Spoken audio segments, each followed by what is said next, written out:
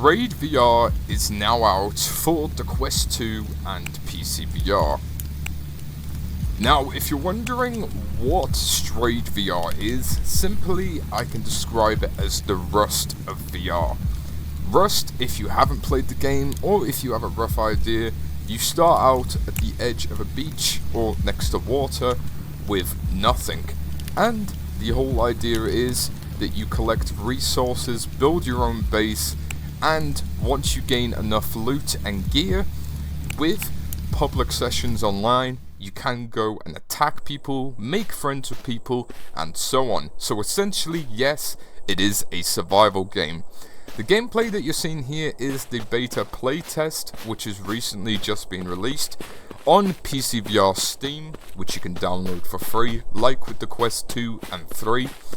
And first impressions, first and foremost, honestly, it was a really weird but enjoyable experience. Obviously, because it is just in early stages at this moment in time, I'm going to cut it some slack. It didn't really have much to it, and with there being a lot of US servers, as me being in the UK, it was basically dead. There wasn't anyone there. I didn't really meet anyone, which would have been cool, but time zones, it makes sense. Now, when you first spawn in, the avatar and the body, it's pretty adjustable, it's pretty immersive, I gotta say so myself. The graphics and in terms of the textures and the land, it was very Quest 2, Quest 1 type graphics, I'll be honest. The graphics of the dirt and everything weren't really amazing, but that's okay, with it being beta at the minute. And there were a few funny bugs and glitches, like dead bodies on the beach floating in midair, which was really weird to see. But with some of the cool graphics and UI settings, you have got a really cool inventory setting where you do have a lot of space and you do have room to put body armor on and have tools placed down, which is very cool to see.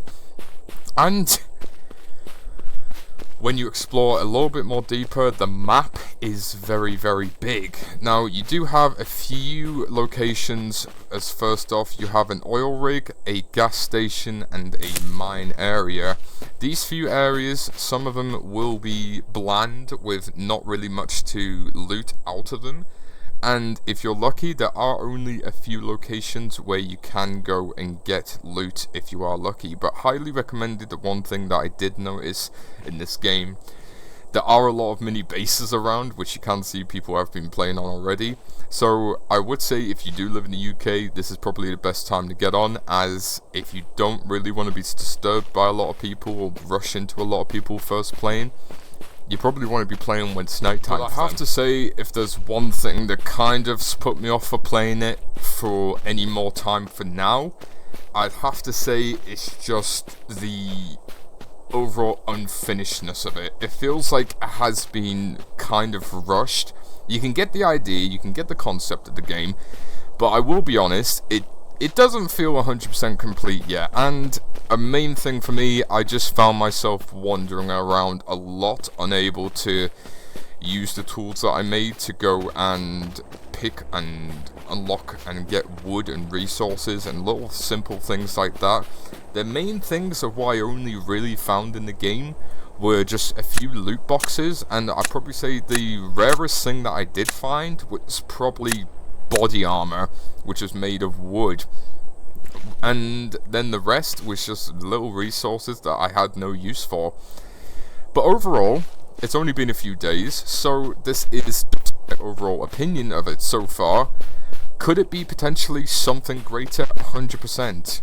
And could it be something if it had a lot more work to it? Yes, it 100% can. But as the state is in right now, it's good to play for maybe a couple of hours, but if no improvements or any updates get done to it, there's nothing really much more I could say about this game.